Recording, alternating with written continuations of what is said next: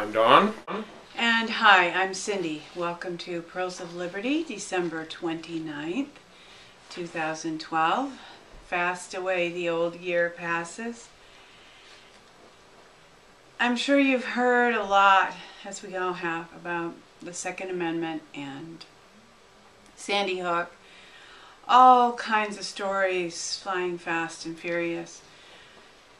So we won't dig into that, but we do want to just highlight the potential for a civil war, for serious civil unrest and a clash in our society and culture between those who feel that guns are our right and protect us and those who feel that guns are dangerous and should be forbidden. Right. We, of course, want to emphasize that throughout history, whenever governments have disarmed the people, that's been a prelude, an opening act to a slaughter scene that has ended bad in every instance. It's never a good thing when the government has a monopoly of force, and that is what the Second Amendment is designed to prevent.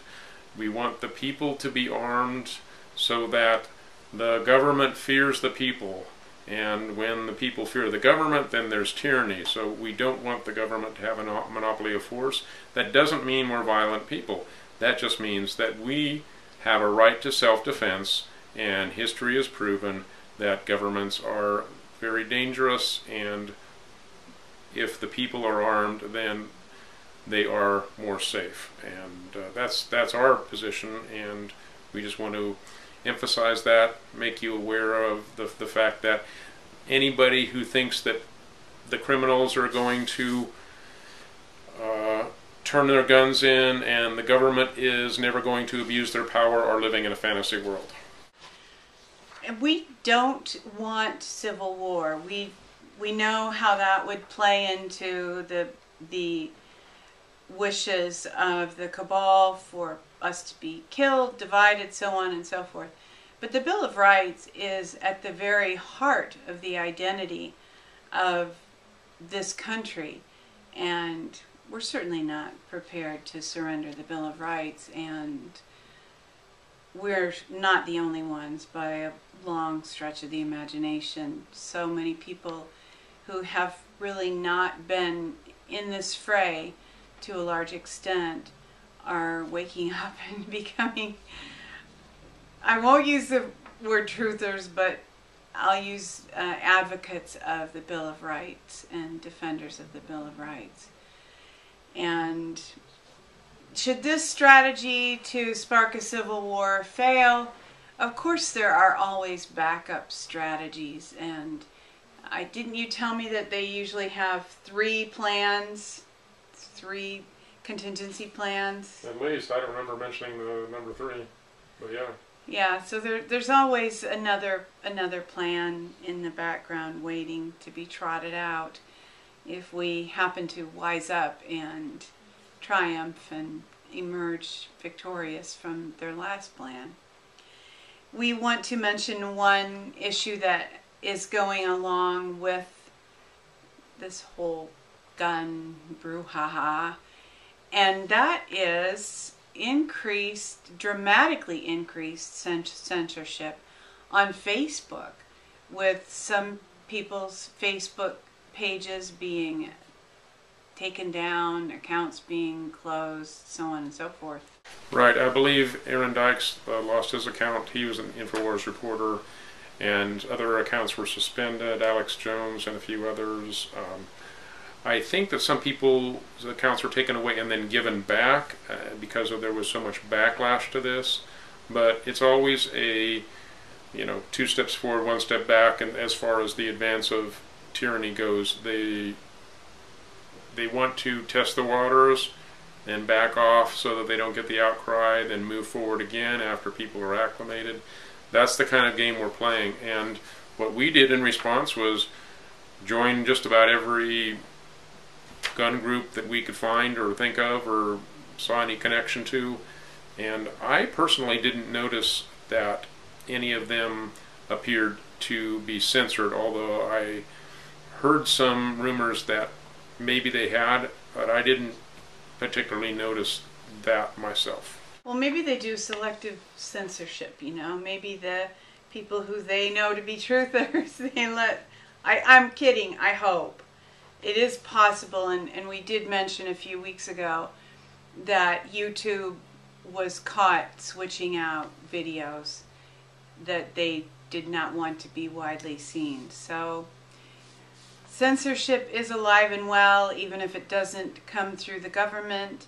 It comes through organizations that are very closely linked with the government, as CIA is very involved in Facebook, and obviously YouTube and Google are two of the biggest spy organizations in our country. Yeah, speaking of underground, I want to mention this as related to the Sandy Hook. And more stuff is coming out, but I want to mention this because I've seen it multiple places, and it does really seem to be true that Newtown, Connecticut is a satanic hub. It's the number 2 place in the country, other than the Church of Satan in San Francisco, for recruiting into this Satanist cabal. They have a P.O. box there, and the eerie way in which some of these grieving parents appeared cheery on camera, it really makes you wonder about mind control and whether or not some of these parents had been prepped and had foreknowledge of what was about to go down. It's looking more and more like this really was a planned event, and certain triggers were fired that caused things to happen. I don't know the details, but that's part of the problem, is that the details are really hard to dig out. There's been a lot of suppression there. But I wanted to mention what appears to be a satanic connection to all of this. And again, this is an agenda to disarm the American people so that we can be blatantly subjugated. And it's using the deaths of children to that end. Very diabolical. There have been many blogs and websites appearing that are liberty and truth oriented, which is wonderful. It's great, it's delightful, but we want to float out there the possibility that some of them, and maybe some of the old established ones as well as the newer ones, but some of them are probably intentional disinformation organizations, and certainly not all of them, but it's wise to consider what you're reading and get a vibe about it and see if it sets right with you. Yeah, I am more reliant on analytical analysis, and Cindy's more relying on the vibe. But I think this is wisdom, to use your own filters. Don't just say, yeah, that's InfoWars, I know it's good. We come close to doing that ourselves. But everything you read, you need to examine. And just as a case in point, we tended to, any blog that does a lot of Jew bashing or Israel bashing, we tend to shy away from and don't repost those, because that really is inflammatory and it takes the focus off of the problem. Whenever you're trying to single out one particular group and say these guys are the problem, your paradigm's wrong. And there's a few blogs that do that, although they post some good stuff, and I will repost from whatreallyhappened.com. I'll repost from there. I'll repost from Veterans Today less frequently now, because as far as the gun thing goes, they've kind of been exposed as being a front. So I'm really shying away from Veterans Today. Great name and some good thinking behind that, but they tend to, and I'm not going to call them anti-Semitic, because it's not anti-Semitism. It's just a focus on one particular group, the Zionists, and who are falsely called Jews. It's one aspect of the problem, an important one, but whenever you do that, you're detracting from the full analysis of the situation. And that's something that InfoWars is good at a comprehensive analysis and giving you a framework from which to view all this stuff. So those are some of the filters that I use. That there are a lot of blogs that are being written, and I think that's a good thing. They tend to anything will tend to have a lot of stuff to draw truth people in, even if it does turn out down the line to be some kind of a trap. You'll tend to drop your defenses, and to some extent that's happened with InfoWars, but they have so much cross-referencing, cross-breeding guests and other things from various alternative sites that I think that they've got a healthy model. So there's other ones that look good to us, but like Cindy said, they post so much, you wonder, how do they get the manpower to do that? And that's not necessarily bad. It's just, well, I think liberty people are rising up, but we need to be aware that there is definitely going to be infiltration. That doesn't mean always be suspicious that it's bad, because we've seen people go too much in that direction where they don't believe anything. They believe everybody's infiltrated and they just want to go crawl in a hole, and that's not what we're saying either. We're just saying always keep your filters on, your critical thinking skills or whatever. Exactly. And one thing Don just mentioned was the ability to have a lot of posts, and if there's a brand new website or relatively new, doesn't have any visible source of income, but has obviously a lot of financial resources based on the presentation and the articles, the number of writers, whatever, that might be a flag, although us saying it will help them correct that so that in the future they appear, like Don said, there is no hard fast rule, just keep your filters on. And since New Year's Eve is coming up in a couple of days, we realize that people will probably be drinking some alcoholic beverages and maybe some wine. And we thought that it would probably be a good idea to try to choose wines that are not produced by companies owned by the Rothschilds, since the Rothschilds have been in the wine business for a very long time. Yeah, I know Cindy has some good links there. And it would be trite to say don't drink and drive, so I'll probably say don't drink and travel in your automotive vehicle. Sure, don't drink and travel, but just the thought of, as I was looking for links and thinking about this a little, we drink alcohol, but you know, there's this tendency through the generations for this family to play to the lower drives and desires. It's kind of like the mafia with drugs and gambling and prostitution, making money by, well, I guess you could say on human suffering and taking advantage of human need to prosper. And if we can avoid buying a wine that is produced by vineyards owned by the Rothschilds, I think that we'll avoid buying that wine. Don has been reading about James McBride and been spending some time on the Divine Province website and has learned some interesting things. Yeah, I actually knew about James McBride a while ago through a couple different avenues.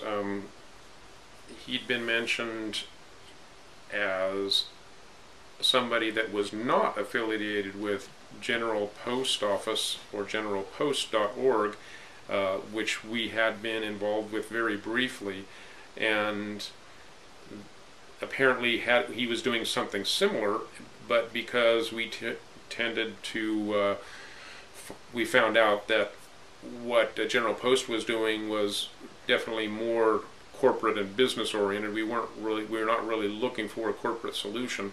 I hadn't looked into the James McBride thing until he was a guest with Ken Cousins on Morning Liberty, and he seemed like a sensible man and gave out his website, which was the first time that I remember hearing it, and went there, looked around, and so far everything looks good.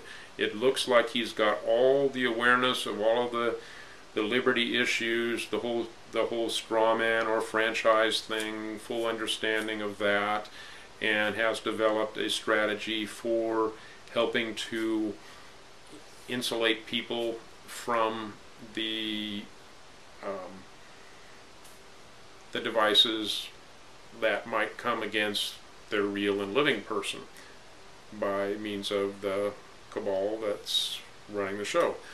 And he takes the stance that he's not at war, and that's a big important thing, because we know how the controllers like to manipulate conflict, the whole black and white checkerboard thing. They create polarization. They want you to fight them. That's how they get their power. And McBride has actually structured this thing so that we proclaim that we're at peace. We're all about peace. We fly the white flag. It doesn't mean weakness. It means a state of peace. And he uses the example of two armies before going to war. When they meet before beginning the battle, will each have a white flag. And it's obviously not surrender, because it's happening before the battle. So this is, again, it's all about peace, and it's all about taking a position above the governments of this world and aligning yourself with heavenly or spiritual truth. And so far I'm liking what I see, and there's an entry cost, but it's really relatively low, and people are registered openly, so you can see who's members, unlike the ability in the republic that we were involved in, Rusa. It was always a question who was actually involved, because people wanted to hide their identity for fear of reprisal. This is not like that, because we would be proclaiming ourselves as non-belligerent and non-combative. So a very different approach, and I just want to throw that out to you. Check out divineprovince.org, and there's a lot to study and read there, and I've just begun myself. It's interesting stuff. As we approach the year 2013, we want to just give a context to life of not being afraid, not worrying, and just want to reference what Jesus said to, this is from the Amplified version of the Bible. Do not worry or be anxious about tomorrow, for tomorrow will have worries and anxieties of its own. Sufficient for each day is its own trouble. And we'll say a little bit about preparation and being responsible, but the reality is today is the only thing that's real. And being in the present is a huge part of just about every faith, and it's a huge part of how Jesus advised us to live. Absolutely. And just personally, as I know we're going into turbulent times, I somewhat feel like I'm lacking because I haven't prepared well enough. But I have to recognize that I've been doing my best to follow the leading of the Lord, and He hasn't led me personally into an area to do a whole lot of physical preparation. There's things that we'd like to do if we have the resources, but that hasn't happened yet. And it's not because we've been frittering away or living lavishly, but just because we've been trying to be responsible in the moment, not focused overly on the future. And again, that passage from Matthew is absolutely key, that take no thought for tomorrow, tomorrow has troubles enough of its own. As things get more and more difficult, I think there's a tendency to get into fear and to overly emphasize some precautionary measures.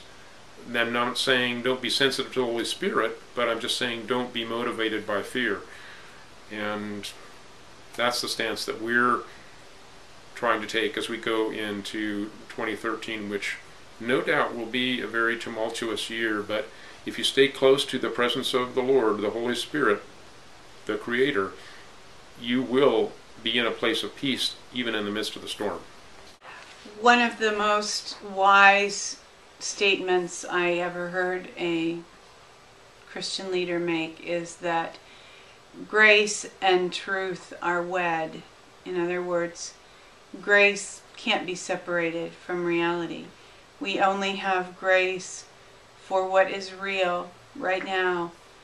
We don't have grace for what we might imagine. We don't have grace for what somebody says the future is going to be like. We have grace for this moment, for what is real, not for what is imagined.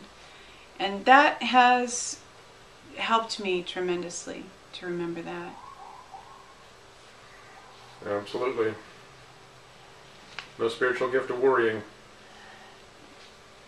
No, there is no spiritual gift of worrying, and we've mentioned before about the vibrations and about releasing love and the difference between fear, which feeds into an evil agenda and probably even feeds evil beings, evil entities that are promoting evil agendas.